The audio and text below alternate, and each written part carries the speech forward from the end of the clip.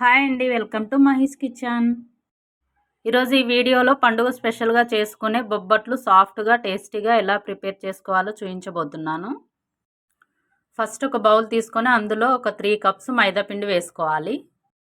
నేను ఇక్కడ 1/2 kilo శనగపప్పుకు quantity చూపిస్తున్నా అండి. 3 టేబుల్ స్పూన్స్ ఓలిగరవ్వ వేసుకోవాలి. మీకు ఒకవేళ ఓలిగరవ్వ అవైలబుల్ లేకపోతే 1 కప్పు మైదా పిండికి 1/2 కప్పు గోధుమ పిండి వేసుకోవాలి. ఇవేవి యాడ్ చేయకుండా ఉత్తి మైదా పిండితో బొబ్బట్టు ప్రిపేర్ చేస్తే చల్లారిన తర్వాత కొంచెం గట్టిగా సాగినట్టు అవుతాయండి. ఇందులో ఒక చిటికెడు సాల్ట్, ఒక చిటికెడు ఎల్లో ఫుడ్ కలర్ యాడ్ చేసుకోవాలి. ఎల్లో ఫుడ్ కలర్ లేకపోతే ఒక చిటికెడు పసుపు యాడ్ చేసుకోవచ్చు. తర్వాత ఒక 1/2 టేబుల్ స్పూన్ నెయ్యి వేసుకోవాలి. ఇవన్నీ ఇందులో కలిసేలాగా ఒకసారి బాగా మిక్స్ చేసుకొని ఇందులోనే కొంచెం కొంచెంగా వాటర్ వేసుకుంటూ కలుపుకోవాలి. ఈ పిండిని పూరీ పిండి కంటే ఇంకొంచెం మెత్తగా కలుపుకుంటే సరిపోతుంది.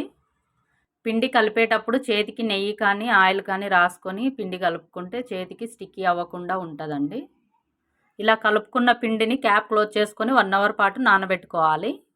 ఒకవేళ టైం ఉంటే 2 to 3 అవర్స్ వరకు అయినా నానబెట్టుకోవచ్చు. 1/2 కిలో శనగపప్పును 1 అవర్ పాటు నానబెట్టి తీసుకున్నా అండి.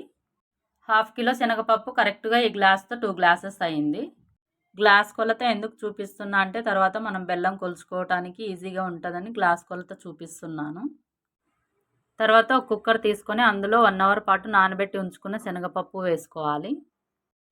శనగపప్పు వేసుకున్న తర్వాత 1 టేబుల్ స్పూన్ నెయ్యి తీసుకొని ఈ శనగపప్పులోకి కొంచెం వేసుకొని కుక్కర్కి ఎడ్జెస్ కొంచెం రాసుకోవాలి. ఇలా నెయ్యి కానీ ఆయిల్ కానీ రాసుకోవటం వలన కుక్కర్ విజిల్ వచ్చినప్పుడు వాటర్ పైకి పొంగకుండా ఉంటాయండి. 2 గ్లాసెస్ శనగపప్పు తీసుకున్నాం కదండి, అదే గ్లాస్తోనే 4 to 4.5 గ్లాస్ వాటర్ వేస్తే సరిపోతుంది. వాటర్ వేసిన తర్వాత కుక్కర్ క్యాప్ క్లోజ్ చేసుకొని 4 విజిల్స్ వచ్చేంత వరకు ఉడికించుకోవాలి. 4 విజిల్స్ వచ్చిన తర్వాత స్టవ్ ఆఫ్ చేసుకొని 5 to 10 మినిట్స్ ఆగి కుక్కర్ క్యాప్ ఓపెన్ చేసుకొని పప్పు ఉడికిందో లేదో చెక్ చేసుకోవాలి.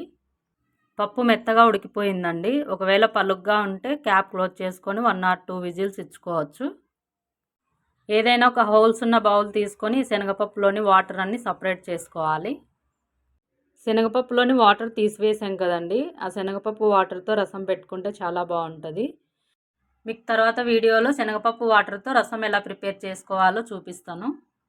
వాటర్ తీసివేసిన తర్వాత శనగపప్పును కొంచెం చల్లారనివ్వాలి.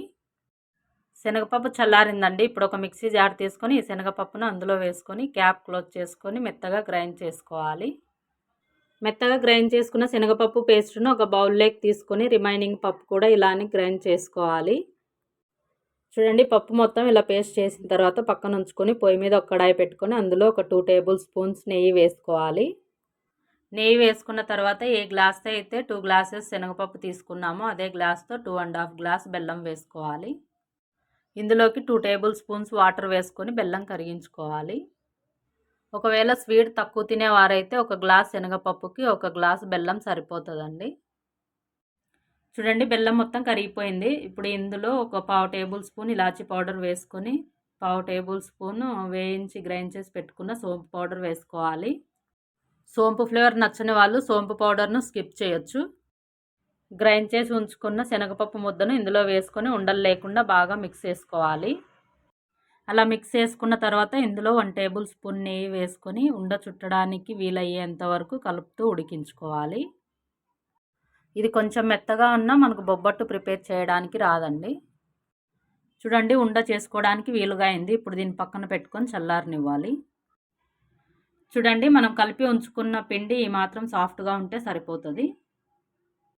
బొబ్బట్టు ప్రిపేర్ చేయడానికి సారీ కవర్ తీసుకున్నా అండి. మీరు కావాలంటే బటర్ పేపర్ కానీ ఆయిల్ ప్యాకెట్ కవర్ కానీ తీసుకోవచ్చు. మనం తీసుకున్న కవరుకు నెయ్యి రాసుకొని కలిపి ఉంచుకున్న పిండిని తీసుకొని ఒక నిమ్మకాయ సైజ్ అంతా ఉండను ప్రిపేర్ చేసుకోవాలి. మనం ప్రిపేర్ చేసుకున్న పిండి ముద్ద కంటే కొంచెం చిన్నగా ఈ పూర్ణ ముద్ద ప్రిపేర్ చేసుకోవాలండి. చూడండి, ఈ మాత్రం ఉంటే సరిపోతుంది. పూర్ణాన్ని పక్కన ఉంచుకొని చేతికి కొంచెం ఆయిల్ కానీ నెయ్యి కానీ రాసుకొని ఈ పిండి ముద్దను కొంచెం స్ప్రెడ్ చేసుకోవాలి. చూడండి, ఇలా స్ప్రెడ్ చేసుకోవాలి. పిండిని స్ప్రెడ్ చేసుకున్న తర్వాత పూర్ణ ముద్దని పిండి మీద పెట్టి ఇలా క్లోజ్ చేసుకోవాలి. చూడండి, పూర్ణాన్ని మొత్తం కవర్ చేసిన తర్వాత ఎక్స్ట్రా పిండిని తీసివేయాలి. ఎక్స్ట్రా పిండిని తీసివేసిన తర్వాత దీన్ని ఇలా రౌండ్గా ఉండలాగా ప్రిపేర్ చేసుకోవాలి. ఆ ఉండను తీసుకొని కొంచెం స్ప్రెడ్ చేసుకొని నెయ్యి రాసుకున్న కవర్ను తీసుకొని ఆ స్ప్రెడ్ చేసిన దాని మీద వేసుకోవాలి. అలా పైన కవర్ వేసుకున్న తర్వాత మళ్ళీ ఈవెన్గా స్ప్రెడ్ చేయాలి. ఈ బొబ్బట్లు నేను కొంచెం పెద్దవి ప్రిపేర్ చేస్తున్నా అండి. మీరు కావాలంటే కొంచెం చిన్న బొబ్బట్లు కూడా ప్రిపేర్ చేసుకోవచ్చు. పిండి క్వాంటిటీ కొంచెం తక్కువ తీసుకుంటే సరిపోతుంది. ఈ బొబ్బట్లను వీలైనంత వరకు పలుచగా ప్రిపేర్ చేసుకుంటే చాలా బాగుంటాయండి. బొబ్బట్టును ఇలా పలుచగా స్ప్రెడ్ చేసుకున్న తర్వాత పైన కవర్ తీసేసి ఈ బొబ్బట్టును తీసుకొని కొంచెం నెయ్యి రాసి ఉంచిన పెంక మీద వేసుకోవాలి. ఈ బొబ్బట్లను మీడియం ఫ్లేమ్లో ఉంచుకొని చేసుకోవాలండి, లేకపోతే బొబ్బట్లు సరిగ్గా రావు.